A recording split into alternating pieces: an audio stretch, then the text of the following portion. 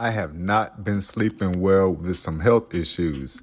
And when I struggled logging in at work because of work from home issues, I was about to have a whole damn panic attack. My wife brought me some honeydew melon, some cantaloupe, and some peaches. Eating all that juicy fruit and slurping it going on, I calmed down and I made it to work. That's the tip I can tell you today. Shout out to tech support. I'm talking about cell phones, desktop, laptop, on your iPad, Google, it doesn't matter what it is. Whatever electronic device you have, you've had a hard time with it, and you called in to the 1-800 long wait of a helpline, and you got somebody who actually helped out. Yeah, man, 1,000 thank yous to you all. To a good ass help desk, to a good ass tech support, salute. I appreciate you. Enjoy yourself.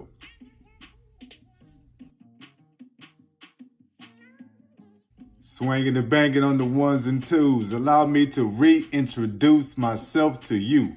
I'm Kendrick Avant, your agent of gratitude, because all I ever do is slide in with that gratitude journal and remind you of the stories that get you past abandonment, critical illness, that let you stop tripping on the imposter syndrome. So my intention today, my number one priority when I'm working on my gratitude journal, get some rest. Yeah, man, that's my number one priority on a hump day. Just get some rest. Take it easy. I had a rough Tuesday. Damn near fell out a couple of times. So Wednesday, hump day, I'm just gonna take it easy. Okay, the call to action has got to do with business. I'm taking it easy today, but I'm still going to get my stuff done. I'm still going to get my work done, still going to get my side stuff done, still going to build my kingdom. So my call to action today is to create the question for wisdom. I told you I'm going to start using wisdom to do the stories on. I'm going to create the question to ask in the box for my story. I forgot I had to have a question. What I learned today on the hump day, that Chris Brown album is jamming. I haven't told anybody. I liked it the first time. I thought it was jamming. I liked it the second time. I knew it was jamming. The third time, I'm just playing that mug because I like it that much. The last album like this, that I just felt I could just throw it on no matter who was around, was the August Alsina album. So yeah, it's been a few albums since I've just thought something went that hard for any and all audiences. So boom. King's Care. On the hump day, I told you I'm gonna start cheating. My King's Care every single day. Not every single day. Every single hump day will be to get into bed early.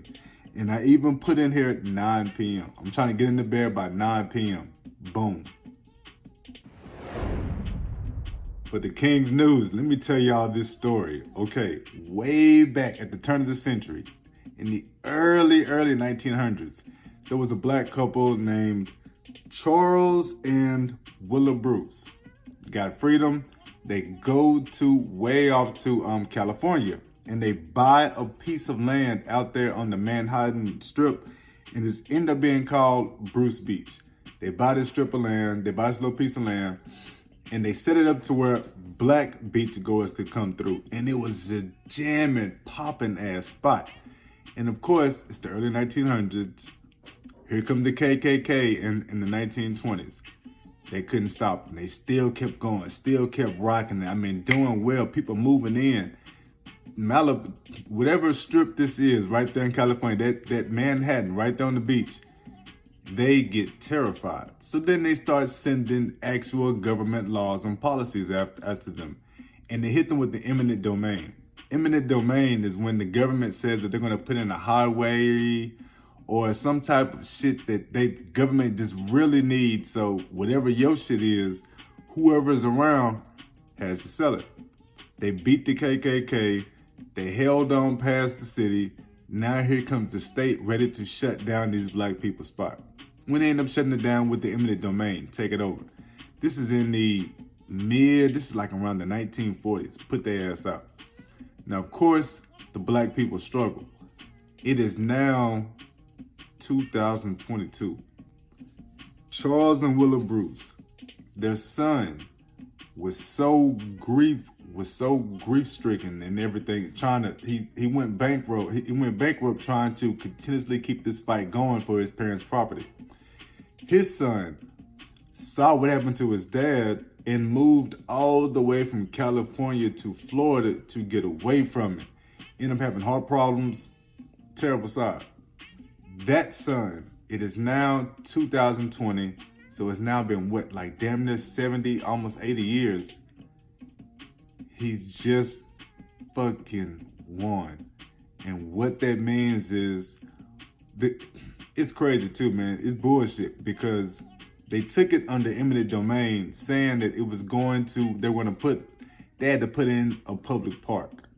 They didn't put the public park in until 1995, dog. That's when they finally put the public park in. Took them damn near 40 years just to put in the public park. They couldn't even put in the public park.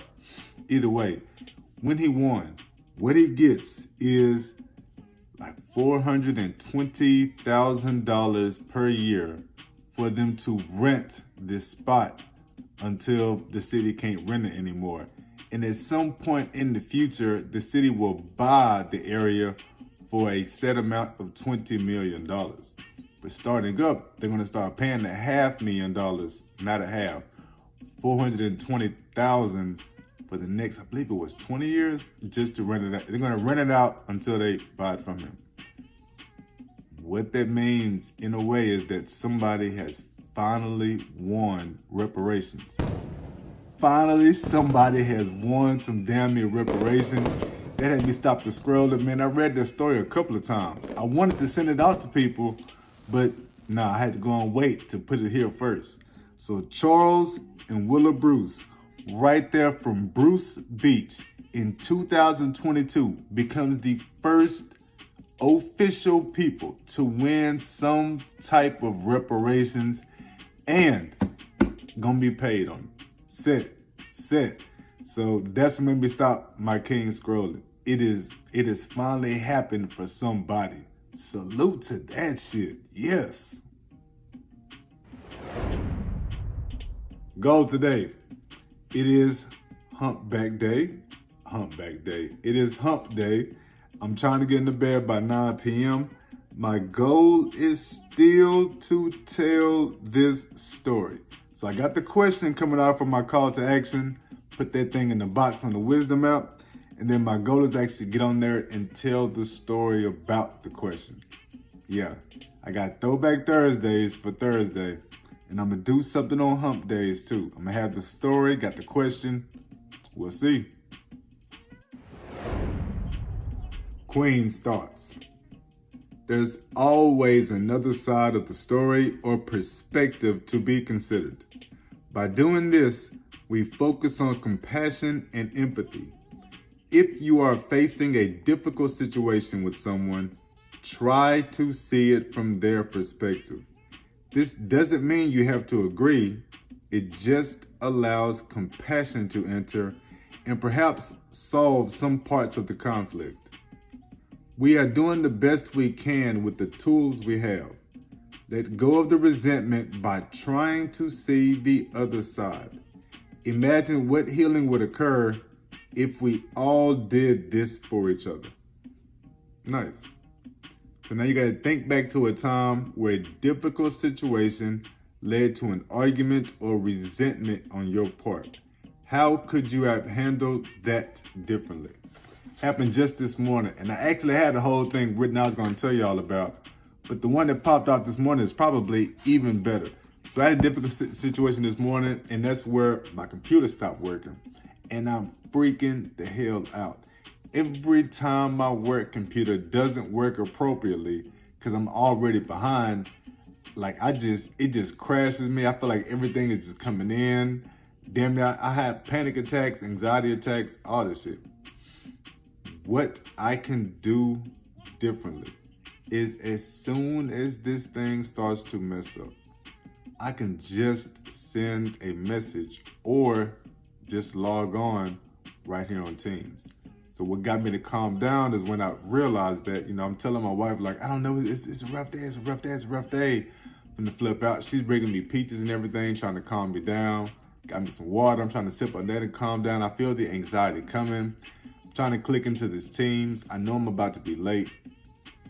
What I can do in the future is as soon as the issue hits, just clock in and use the doggone Teams. I put it on the cell phone for that reason, so that's what I need to do. Gratitude. It's time to close this thing on out. Okay, number one, thank goodness it was just a cricket, not a real rodent outside messing with me. I'm grateful that I got to face my fears, had a knife and everything, but I am more grateful that the spot is still good and I can sit outside and keep taking my medication. Yo, man, that's a whole awesome story, but I think I've run my mouth enough today. Gratitude number two. Where's my paper at? Oh, I done lost my page. There it is. Gratitude number two. I am grateful for that voicemail from all the homies. That message made me feel like kings are actually out there really talking about this doggone show, mindset over bullshit. The glow of that helped me make a difference and helped me wake up at work. So I appreciate them fellas for that voicemail messages. Gratitude number three. Shout out to a king for his Clubhouse wave. Number one, the fact that he was even on Clubhouse was an affirmation that I must be doing something to convince somebody to get on Clubhouse. And then number two, which ends up being my fourth gratitude, is what you call cheesy, man. You take one gratitude, you break it into two things. And the cheesy part is that I ended up meeting another dude, another king. He had been trying to catch up with me, so we finally connected, got each other's stuff, worked out, man. That's 4 gratitudes. So there you go. That's mindset over bullshit. Y'all be pretty, stay grateful. I salute you. I'm out. Thinking better, being better starts with you getting a gratitude journal and following me every day on this journey. It all starts with you.